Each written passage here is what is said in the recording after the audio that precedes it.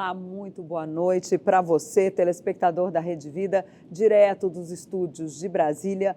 Mais um Frente a Frente numa quarta-feira para lá de movimentada. Olha, o presidente Jair Bolsonaro demitiu o ministro de Minas e Energia, Bento Albuquerque, e agora o novo ministro será Adolfo Saxida, que era assessor ali do Ministério da Economia, assessor do ministro Paulo Guedes. Ele era da equipe de Guedes, significa que agora o ministro da Economia vai ter um poder enorme também sobre Minas e Energia, e vamos ver se vai ter alguma mudança aí no preço dos combustíveis. Inicialmente, nada previsto de mudança, parece que vai continuar subindo.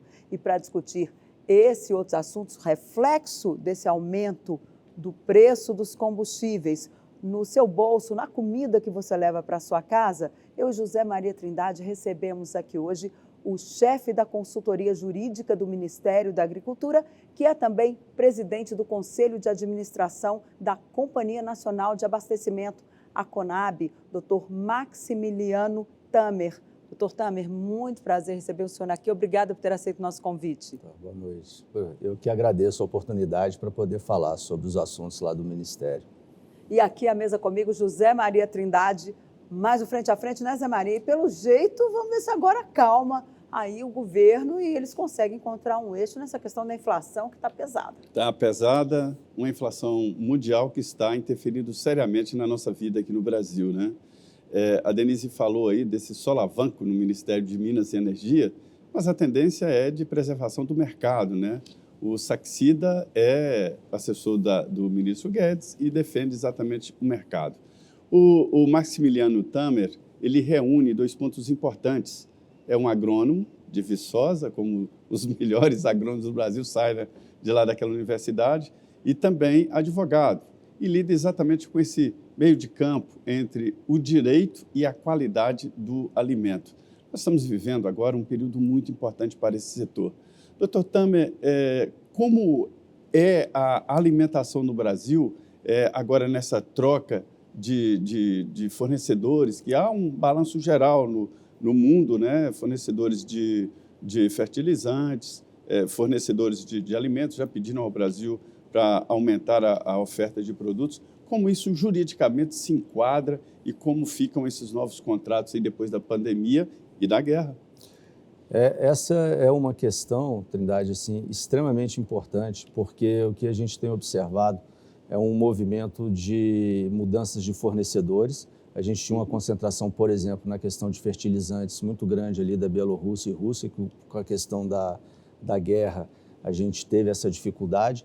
A ministra Tereza, né, ela já tinha se preocupado com isso, o governo federal já tinha se preocupado com isso, que ele já tinha montado um plano nacional de fertilizantes desde 2020, já se vinha conversando, e ele ficou pronto exatamente agora nessa época.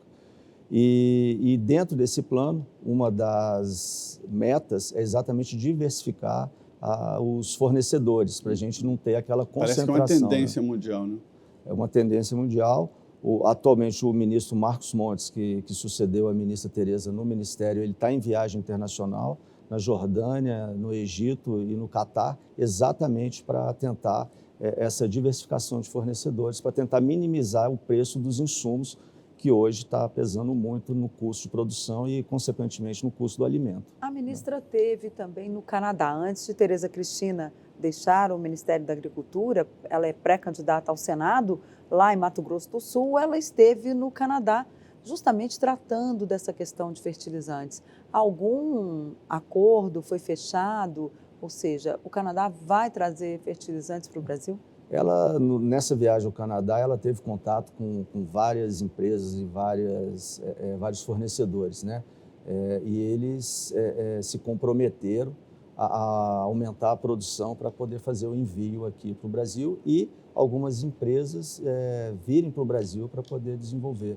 O que nós temos algumas jazidas fornecedores, mas a gente não tem o investidor. Agora vai ser possível reduzir o preço dos alimentos quando esse plano tiver implantado, esse plano nacional de fertilizantes? Denise, assim, não dá para afirmar que o fertilizante é um único fator. Mas é um fator, né? Pode aliviar um pouquinho, pelo menos? A tendência é que, baixando o preço do insumo, o fertilizante ele participa de maneira muito relevante dentro dessa composição de preço. A gente baixando o preço do fertilizante, a tendência é que baixe. Mas o que nós estamos vivendo foi o que o Trindade falou, uma questão de inflação mundial, a demanda toda de alimentos no mundo está muito grande, né? Eu lembro na pandemia que foi feito um pedido da ONU para o Brasil que fornecesse alimentos para o mundo, né? E está escasso. E aí eu acho que esse é o fator maior aí da alta dos preços dos alimentos. É interessante que o agronegócio é profissional, né? É uma área que foi muito especializada e tem vários setores. E o Dr. Max Tamer, ele cuida muito bem exatamente da área jurídica que se transformou em área importante de todos os ministérios. A área jurídica dominou aqui a Esplanada, né, doutor? Olha, tudo passa pelo jurídico, é o que a gente costuma falar, né? Qualquer portaria, qualquer contrato que é feito dentro de um ministério, antes ele passa no jurídico, depois que ele é feita a análise jurídica, ele segue para assinatura. E, diante disso, o governo do presidente Jair Bolsonaro sofre alguns cercos, entre eles um cerco jurídico. Tudo no governo é judicializado. Isso atrapalha, interfere na gestão? Olha, Trindade, nós fizemos um levantamento que o aumento vertiginoso das ações de controle concentrado do governo Bolsonaro, né? A cada 2 semanas, no período de 2018 a 2021, nós temos ajuizamento a cada semana, o ajuizamento de 2 ações no Supremo por partidos políticos. E que isso mostra assim, que tudo que o governo fez está sendo judicializado e levando a discussão para o Supremo. Você tem ideia da demanda judicial? Quantos estão mais ou menos? Olha, eu acho que no último ano nós tivemos 570, em 2021, 570 ações ajuizadas. E há uma comparação com outros governos? Eu tenho esse levantamento. É muito grande a diferença, é muito grande. A partir do governo Temer para frente, a oposição se valeu desse instrumento de levar a discussão das políticas para dentro do judiciário. Ou seja, judicializa-se tudo, né, no hoje Brasil. se judicializa as políticas públicas. Pois é, doutor, mas eu costumo dizer que o caminho só existe quando você passa, né? Segundo a letra do Skank. Mas se existe esse caminho é porque alguém trilhou, porque é aceito, ou seja, é porque o Supremo está aceitando. Não é só o Supremo, né? STJ, enfim, e as regionais da Justiça. Então, se há esse caminho é porque a Justiça está aceitando. Eu diria assim, a Justiça foi provocada. A gente viu o Pazuello agora, que o processo foi cancelado, né? Foi arquivado, mas fizeram toda uma confusão daquela história de falta de oxigênio lá no estado do Amazonas, e agora ele foi absolvido. O Pazuello, o ex-ministro da Saúde, né? Então, tudo está assim, mas porque a Justiça tem feito esse caminho. Na realidade, a Justiça ela age quando é provocada, né? E eu acho que talvez a gente tivesse que discutir essa possibilidade de ações de partidos políticos, de qualquer partido político, levar isso para o judiciário. Que às vezes é uma ação meramente política para dar uma resposta ao eleitor, mas que não tem ali uma função de melhorar o serviço. Perfeito. Essa que é a questão. Talvez a gente tivesse que tratar da questão assim, da maneira se essa permissão, essa possibilidade imensa de se ingressar com ações no Supremo ou no Judiciário. Mas não seria o contrário? Quer dizer, a Justiça que teria que fazer esse domínio, essa reserva, essa peneira de ações?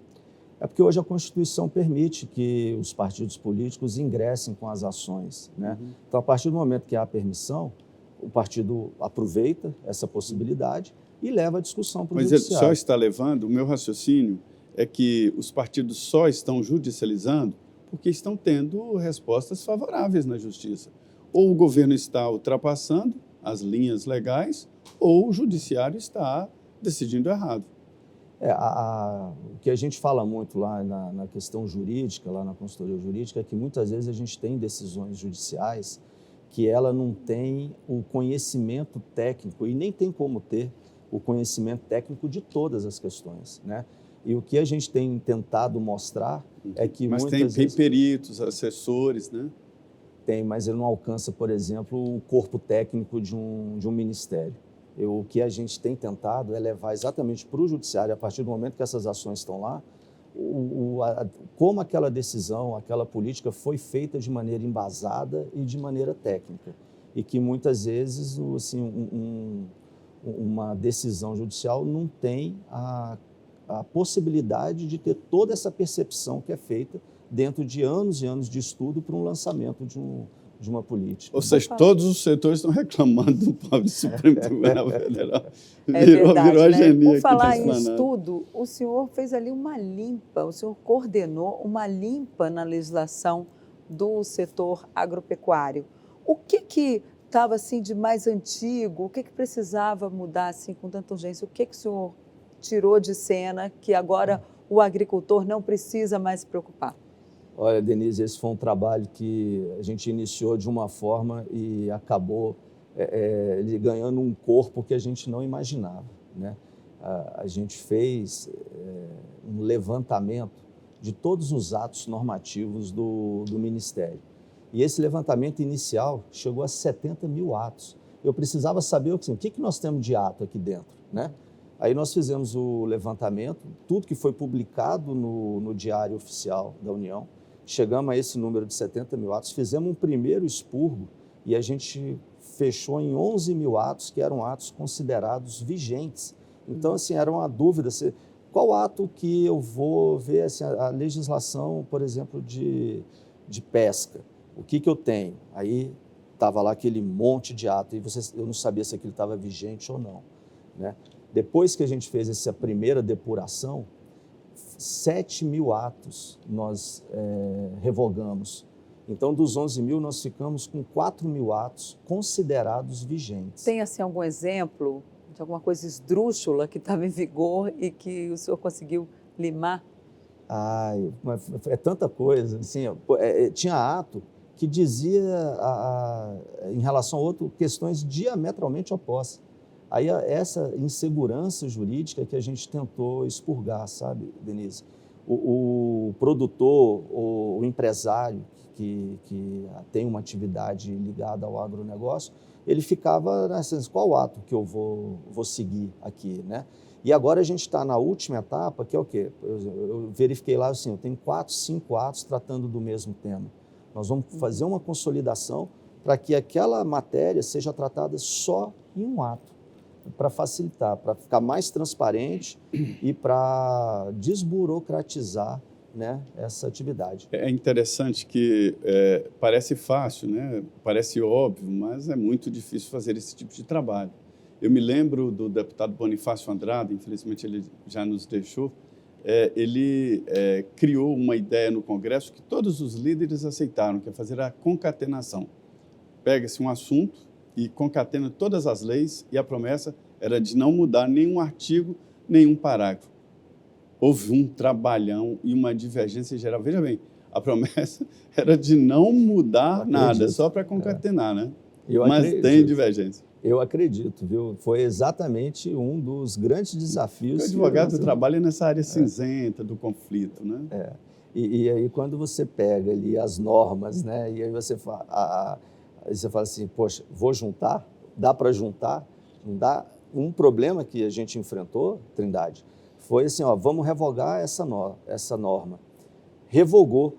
No dia seguinte, o próprio setor falou, olha, a única regra que tinha sobre aquilo é essa regra que você revogou. Nós tivemos que voltar. O interruptor que apagava essa luz. Acabou, ou ficou acesa ou ficou apagada, não tinha mais, né? E aí nós tivemos que rapidamente nós voltamos, porque senão criava aquele vácuo normativo. A insegurança jurídica. E a insegurança jurídica absurda em cima da questão. Eu aprendi aqui no trabalho de que o empresário, quando vem a Brasília, ele não vem atrás de dinheiro só, não. Vem atrás de crédito. A segurança jurídica, doutor Tama, é uma das maiores reivindicações do setor da iniciativa privada, né? Talvez a maior. Me surpreendeu compreender isso. E hoje, assim, a gente começa, primeiro, saber qual é a norma que vai ser aplicada para aquela atividade. Depois, hoje nós temos um problema muito sério de insegurança jurídica relativamente relativamente ao Código Florestal, né? Foi uma lei talvez da mais discutida no Congresso, Sim. né?